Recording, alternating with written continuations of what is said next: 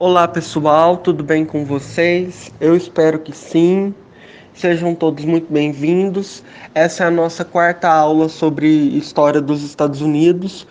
Esse é o projeto do professor Marcos Sorrilha, ele que é professor de História dos Estados Unidos da Unesp de Franca e passou essa missão para a gente de trazer podcasts, de trazer produtos audiovisuais para que a gente consiga trazer e para que a gente consiga falar um pouco mais sobre a história dos Estados Unidos. Então, se você chegou até aqui, já viu as nossas aulas sobre democracia, liberalismo e imperialismo, eu sou José Martins Neto e te faço um convite agora para acompanhar a nossa aula sobre modernismo, que vai estar muito legal, muito divertida.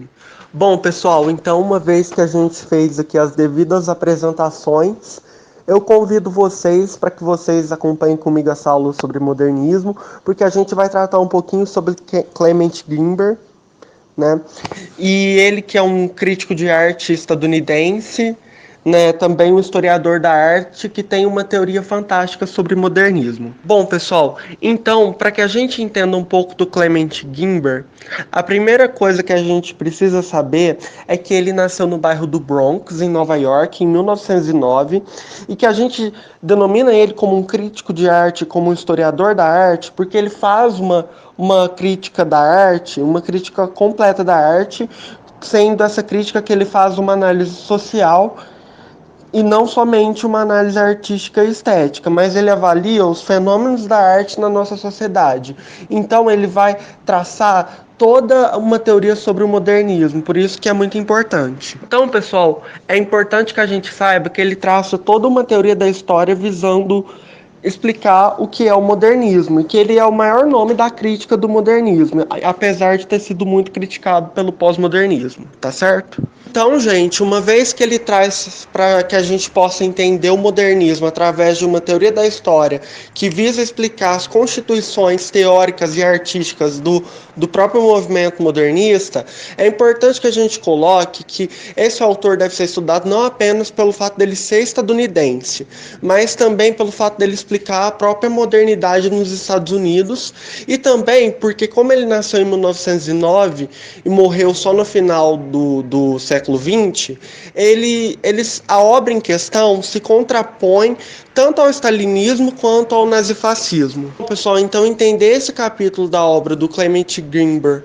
do Vanguard Kit, né, o Clement Greenberg e o debate crítico, é importante para que a gente entenda a importância da arte moderna contra essas correntes políticas e para que a gente possa entender também a mentalidade do povo estadunidense e como eles, de certa maneira, se contrapuseram a essas ideologias políticas, tanto o stalinismo quanto o nazifascismo. Bom, agora que a gente entende o porquê que a gente está estudando essa obra, algumas ponderações precisam ser feitas porque elas são necessárias.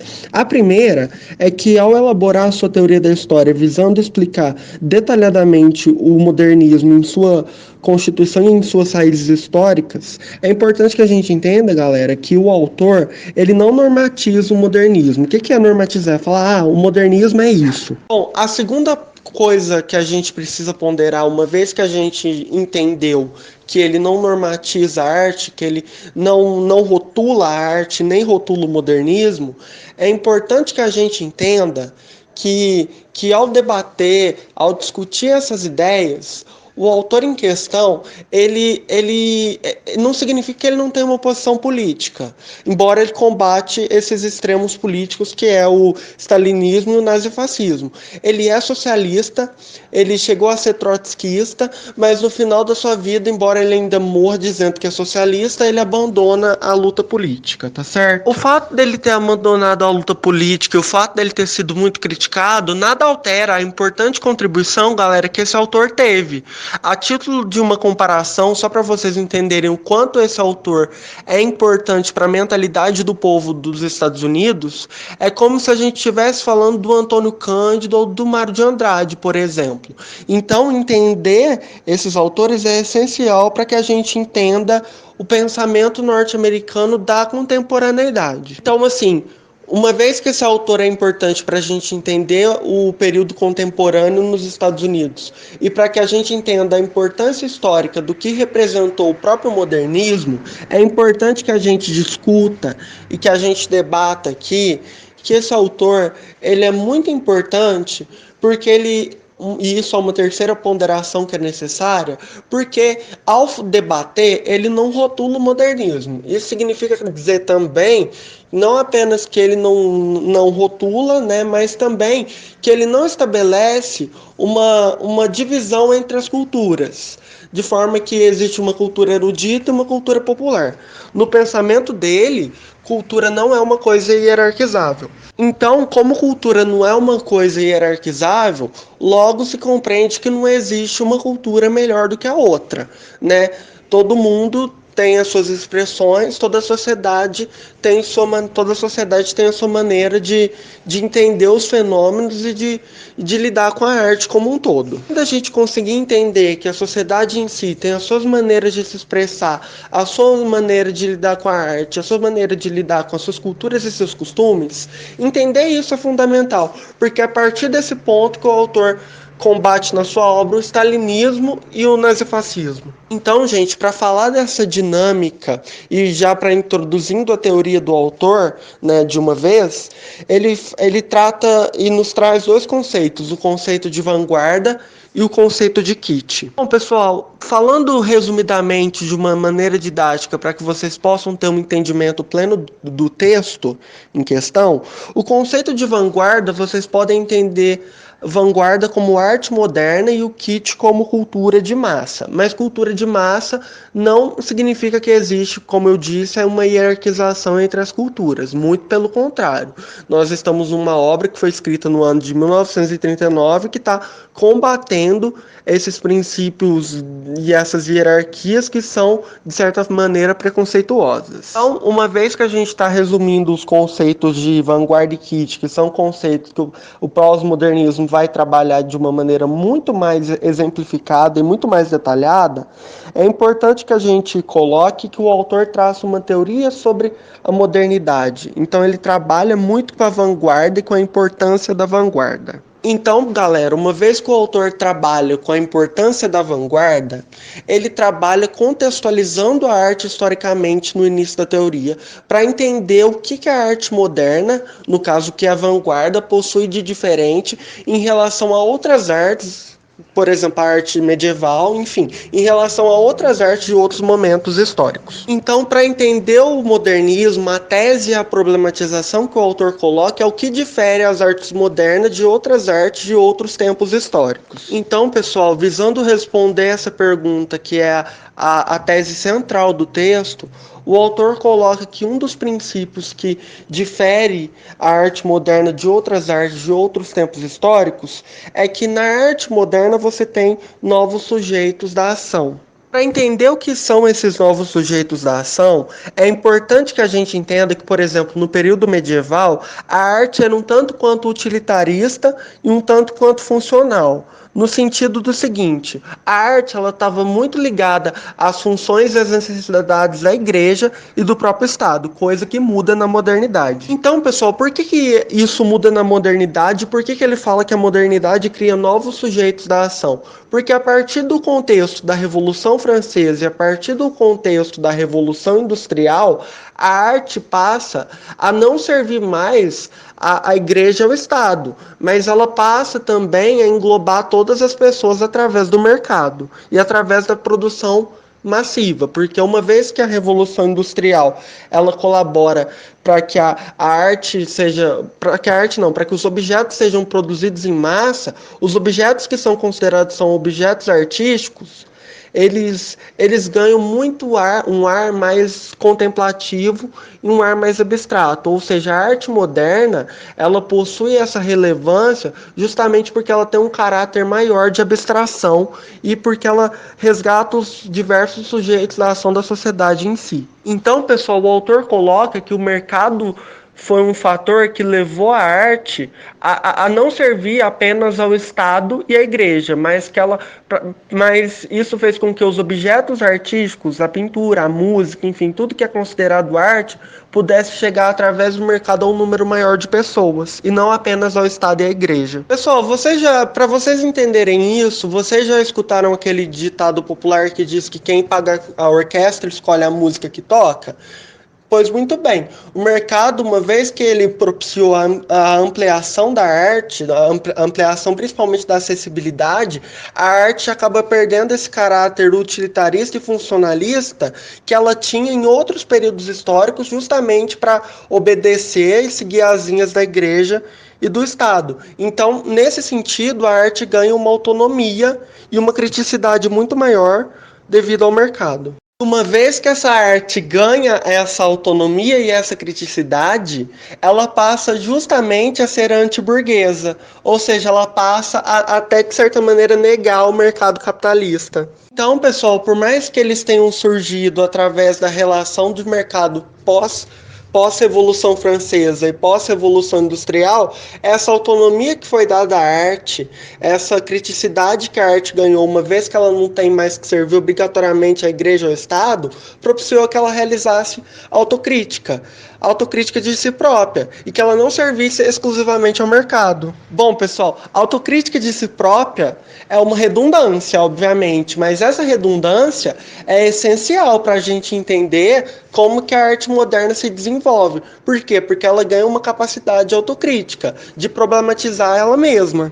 Então, de certa maneira, pessoal, por exemplo, citando a Baudelaire, o autor contextualiza e coloca para a gente que esse não engajamento direto com essa burguesia garantiu até hoje a autonomia da arte. Então, assim, e essa autonomia no contexto americano é fundamental para que a gente entenda não apenas o combate ao stalinismo, mas também como que isso é vital e como que isso desenvolve até, de certa maneira, um pensamento norte-americano de modo geral. Por que isso desenvolve um pensamento na sociedade americana?